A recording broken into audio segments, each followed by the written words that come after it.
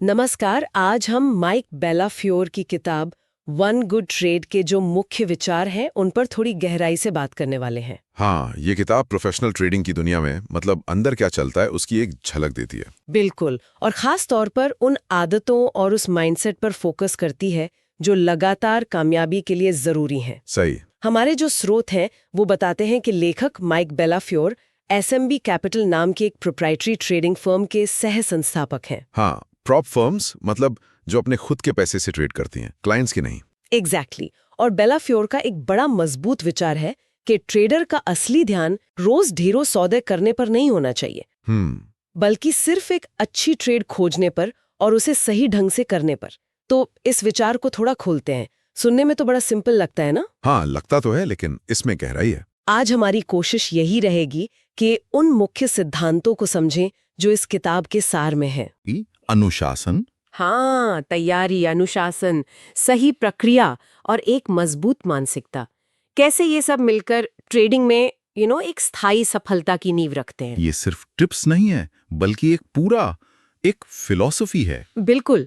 तो शुरू करते हैं इसी मूल मंत्र से। ये एक अच्छी ट्रेड आखिर है क्या भला? किताब का सार कहता है कि शेयर बाजार तो भाई मौकों से भरा पड़ा है। रोज हजारों स्टॉक्स ऊपर नीचे होते हैं। सही बात है। लेकिन इसका मतलब ये तो नहीं कि हर हिलती हुई चीज पर पैसा लगा दें। बहुत से ट्रेडर्स को लगता है कि ज्यादा एक्शन मतलब ज्यादा मुनाफा। हाँ, ये आम धारणा है, लेकिन बेलाफ्योर इसी को चैलेंज करते हैं। एग्जैक्टली। हाँ, और यहाँ दिलचस्प बात यह है कि एक अच्छी ट्रेड का मतलब सिर्फ प्रॉफिट कमाना नहीं है। अच्छा। नहीं, बल्कि सही तरीके से कमाना है। ये वो ट्रेड है जिसमें आपने पहले अपना होमवर्क किया है, ठीक से। इसमें जोखिम का मतलब रिस्क का ध्यान से आकलन किया है। आपको पता है कि अगर ट्रेड गलत हुई तो कितना नुकसान हो सकता है। ओके। और जो संभावित रिवॉर्ड है वो उस रिस्क से कहीं ज्यादा होना चाहिए। Risk reward ratio. बिल्कुल। और सबसे जरूरी बात, ये फैसला किसी फीलिंग पर, डर, लालच या किसी और को देखकर नहीं लिया गया हो। हाँ, वो फोमो नहीं होना चाहिए, fear of missing out. Exactly. बल्कि आपकी अपनी परखी हुई अनुशासित स्ट्रैटेजी के तहत लिया गया हो। समझ गई। किताब का सार इसी बात पर जोर देता है कि अगर कोई ट्रेडर अपना पूरा ध्यान रोजाना सिर्फ एक ऐसी अच्छी ट्रेड पहचानने और उसे बिल्कुल ठीक से मतलब प्रिसिजन से करने पर लगाए, तो लंबे समय में स्थिरता और सफलता ज्यादा संभावित है।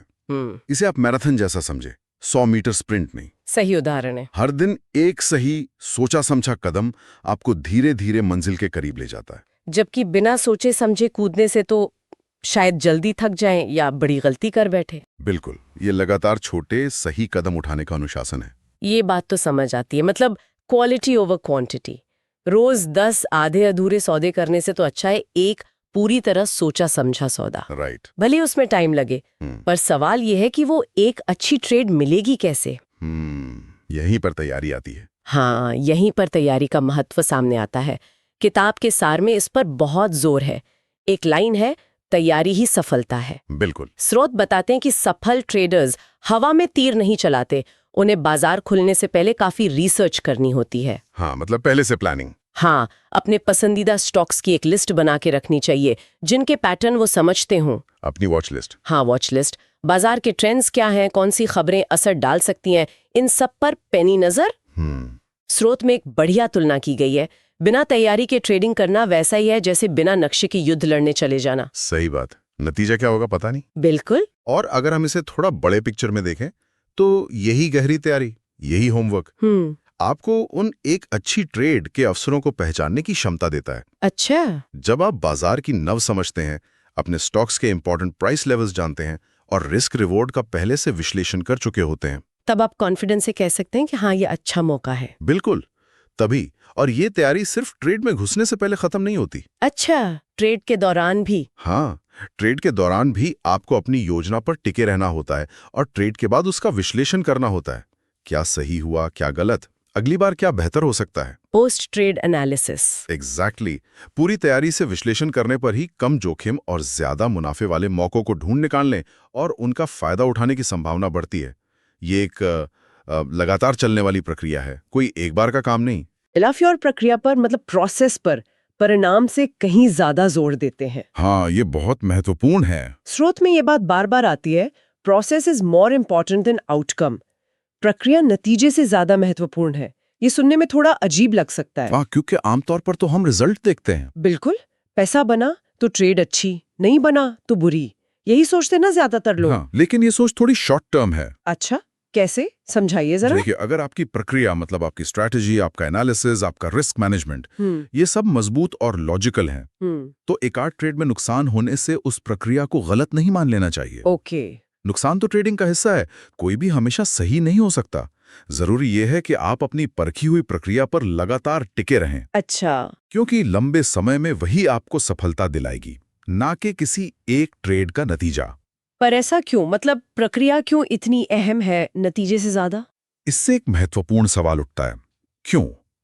इसके पीछे गहरा साइकोलॉजिकल और प्रैक्टिकल कारण है। अच्छा। ट्रेडिंग में दो इमोशन सबसे हावी होते हैं, लालच और डर, ग्रीड एंड फियर। हाँ, सुना है। जब बाजार आपके फेवर में जाता है तो लालच आता है कि और कमा लूं, और जब खिलाफ जाता है तो डर लगता है कि सब गंवा ना दूं।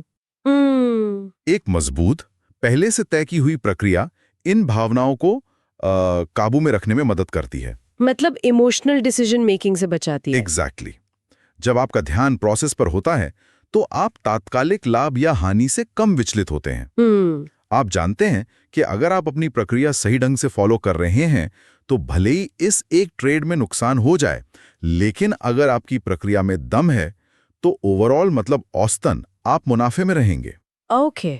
ये सोच आपको ज्यादा अनुशासित और तर्कसंगत निर्णय लेने में मदद करती है। इसका कोई उदाहरण दे सकते हैं? हाँ, जैसे मान लीजिए कोई अच्छा बैट्समैन है, उसकी टेक्निक सॉलिड है, वो सही गेंद चुनता है खेलने के लिए, लेकिन दुर्भाग्य से एक बहुत ही बढ़िया गेंद पर वो कैच आउट हो जाता है। हो सकता है। तो कोच फिर भी उसकी टेक्निक और शॉट सिलेक्शन की तारीफ करेगा। क्यों?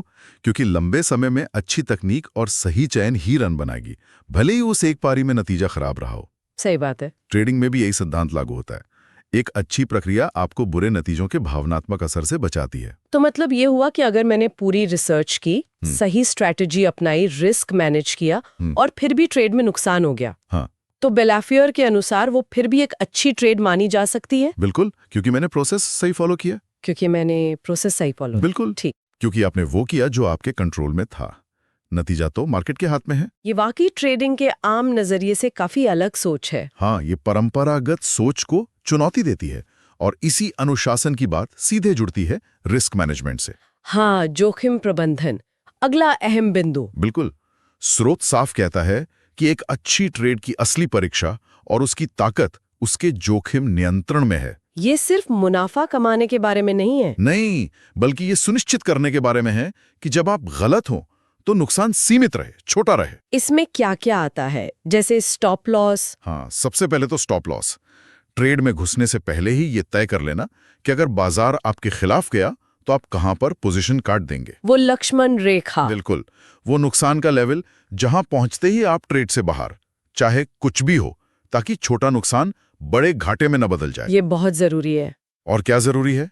ये भी कि नुकसान को छूटा रखें और अगर ट्रेड आपकी दिशा में चल पड़े तो मुनाफे को बढ़ने दें। हाँ, विनर्स को राइड करना और लूजर्स को जल्दी काटना। बिल्कुल, ये नहीं कि छोटे से मुनाफे में डर कर बाहर निकल गए। सही। और सबसे मुश्किल काम, इमोशनल फैसलों से बचना।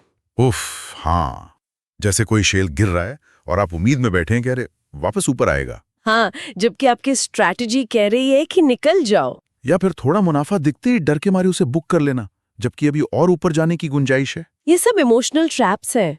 तो जोखिम प्रबंधन इतना जरूरी क्यों है? क्योंकि ये आपकी पूंजी की रक्षा करता है। Capital protection. ट्रेडिंग में बने रहने के लिए पूंजी आपका सबसे जरूरी हथियार है। हाँ, पैसा नहीं तो खेलेंगे कैसे? बिल्कुल। छोटे नुकसान स्वीकार करना ये सुनिश्चित करता है कि एक दो गलत ट्रेड आपकी सारी जमा पूंजी खत्म न कर दें। ये आपको बाजार में टिके रहने का मौका देता है और अगले अच्छे अवसर का लाभ उठाने का। एग्जैक्टली। एक और महत्वपूर्ण पहलू है पोजीशन साइजिंग। मतलब एक ट्रेड में कितना पैसा लगाना है। हाँ, अपनी कुल पूंजी का कितना हिस्सा आप एक ट्रेड में लगा रहे हैं, ये भी रिस्क मैनेजमेंट का हिस्सा है। अच्छा। एक अच्छा ट्रेडर जानता है कि वो हर बार सही नहीं हो सकता, इसलिए वो हमेशा तैयार रहता है कि अगर वो गलत साबित हुआ तो उसे अधिकतम कितना नुकसान उठाना पड़ेगा, और वो उसे मतलब मेंटली और फाइनेंशियली स्वीकार करने को तैयार रहता है। ये जुआ नहीं है। नहीं, ये संभावनाओं का प्रबंधन है, कैलकुलेटेड रिस्क लेना है। ये सब तो हुई व्यक्तिगत कौशल, तैयारी और अनुशासन की बातें। लेकिन किताब के सार में एक और पहलू पर काफी जोर है जो शायद कई लोग नजरअंदाज कर देते हैं। कौन सा? टीम वर्क और सीखने का माहौल। हाँ, SMB कैपिटल का कल्चर। हाँ। स्रोत उनकी फर्म के कल्चर का खास तौर पर जिक्र करता है, जहां ट्रेडर अकेले नहीं बैठे रहते। बताया गया है कि वहां एक खुला माहौल है जहां हर ट्रेडर अपनी ट्रेड्स, अपनी रणनीतियां, अपनी सफलताएं और अपनी गलतियां सब शेयर करते हैं। हम खुलकर साझा करते हैं। उन्हें एक दूसरे से फीडबैक मिलता है, वो दूसरों की स्ट्रैटेजी से सीखते हैं और दूसरों की गलतियों से भी। हाँ, ये बहुत जरूरी है। स्रोत का मानना है कि ट्रेडिंग में अकेले दम पर शिखर तक पहुंचना बहुत मुश्किल है। सही बात है, आइसोलेशन में मुश्किल होता है। लेकिन जब आप एक ग्रुप के साथ होते हैं जहां ज्ञान और अनुभव साझा होता है, तो सीखने और विकास की रफ्तार कई गुना बढ़ जाती है। यहाँ साझा ज्ञान मतलब कलेक्टिव विजडम का प्रभाव दिखता है। कैसे? जब ट्रेडर्स एक दूसरे के सफल ट्रेड के पीछे की सोच और असफल ट्रेड के कारणों को समझते हैं, तो वे न केवल नई रणनीतियां सीखते हैं, बल्कि उन गलतियों को दोहराने से भी बचते हैं जो उनके साथी पहले ही कर चुके हैं। हाँ, दूसरों की गलती से सीखना ज्यादा बेहतर है। बिल्कुल। किसी और की गलती से सीखना खुद वही गलती करके सीखने से कई ज्यादा सस्ता और कम दर्दनाक होता है, खासकर ट्रेडिंग में जहां गलतियों की सीधी कीमत चुकानी पड़ती है। लगातार सुधार और विकास को बढ़ावा देता है। और शायद एक दूसरे को मोटिवेट भी करते होंगे। हाँ, और जवाबदेही भी बढ़ती है। जब आपको पता है कि आपको अपने ट्रेड्स और उनके पीछे का लॉजिक दूसरों को बताना है, तो आप ज्यादा सावधानी से काम करते हैं। अकाउंटेबिलिटी। हाँ, और ये माहौल मनोवैज्ञानिक सहारा भी देता है। ट्रेडिंग एक अकेला और स्ट्रेसफुल काम हो सकता है। बिल्कुल। ये जानना कि दूसरे भी ऐसी ही चुनौतियों का सामना कर रहे हैं, हिम्मत देता है। तो इन सब बातों का निचोड़ क्या है? मतलब अगर हम इस पूरी चर्चा को समेटें, तो वन गुड ट्रेड के सार से मुख्य सबक क्या निकलते हैं? मेरे ख्याल से सबसे पहली बात तो ये कि बाजार में टिके रहना, स्थिरता, कंसिस्टेंसी ही असली जीत है। बिल्कुल, लॉन्ग टर्म गेम है ये। रातों रात अमीर बनने के सपने या हर छोटी बड़ी हरकत पर पैसा लगाने की कोशिश से बेहतर है रोजाना सिर्फ एक अच्छी सोची समझी ट्रेड पर फोकस करना। हाँ, उसे पहचानना और सही ढंग से करना, ये ज्यादा टिकाऊ रास्ता है। दूसरी बात तैयारी, अनुशासन और एक स्पष्ट प्रक्रिया। इनके बिना ट्रेडिंग बस तुक्केबाजी है। हाँ, गैम्बलिंग जैसा, जिसमें लंबे समय में नुकसान तय है। तीसरा रिस्क मैनेजमेंट। किसी भी हाल में नजरअंदाज नहीं करना। कैपिटल बचाना पहली प्राथमिकता है, मुनाफा बाद में आता है। हाँ, और आखिर में हर नुकसान को एक पर्सनल फेलियर की तरह नहीं देखना, बल्कि उसे सीखने का एक मौका समझना। क्या गलत हुआ और अगली बार उसे कैसे सुधारा जा सकता है। ये सारे सिद्धांत असल में एक दूसरे से जुड़े हुए हैं, एक दूसरे को सपोर्ट करते हैं। कैसे जुड़े हैं? देखिए, अच्छी तैयारी आपको अनुशासित रहने में मदद करती है। आपको पता होता क्या करना है। सही। अनुशासन आपको अपनी प्रक्रिया पर टिके रहने में मदद करता है, खासकर जब इमोशंस हावी हों। एक अच्छी प्रक्रिया में रिस्क मैनेजमेंट के नियम अपने आप शामिल होते हैं। और टीम वाला माहौल और एक सीखने और साझा करने वाला माहौल, इन सभी चीजों को लगातार बेहतर बनाने में मदद करता है। तो ये साफ है कि सफल ट्रेडिंग सिर्फ चार्ट पढ़ने या न्यूज़ जानने का खेल नहीं है। हाँ, वो जरूरी है, पर वो काफी नहीं है। सफलता काफी हद तक सही मानसिकता, माइंडसेट। हाँ, माइंडसेट, एक बेहद अनुशासित अप्रोच और एक मजबूत परखी हुई प्रक्रिया को लगातार अमल में लाने पर निर्भर करती है।